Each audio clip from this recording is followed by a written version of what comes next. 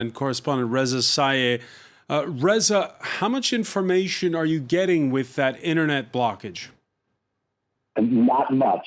I've covered Iran for more than a decade. I've seen breakouts of anti-government protests that led authorities to restrict internet service, but I've never seen an information blackout like I've seen here for the past 3 days. And with the internet restricted, it's nearly impossible to collect and confirm information, nearly impossible to report if the protests are still going on, and if so, on what scale and what degree.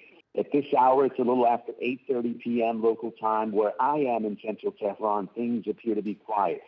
As I did last night, I took a brief drive around a major square nearby. I saw heavy security presence. Again, security forces in pairs wearing riot gear, manning almost every street corner.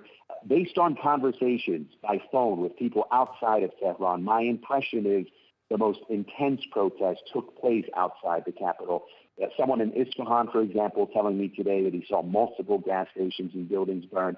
I also talked to a doctor at a Tehran hospital who asked not to be named. He said some gunshot victims had been brought in for treatment from outside of Tehran. And how is it being reported on state media? State media making an extra effort to stress that people have the right to protest. At the same time, they're describing the protesters as thugs pushed by Iran's enemies, an apparent effort to justify the crackdown. The newest information from state media is that 3 security personnel have been killed. They're reporting 2 protesters killed in the past 3 days. They also report protests in 100 cities, more than 100 banks and businesses vandalized, and 1,000 people arrested, according to state media. Any reaction that you've heard of yet to Amnesty International's breakdown of those killed according to what they have been able to verify?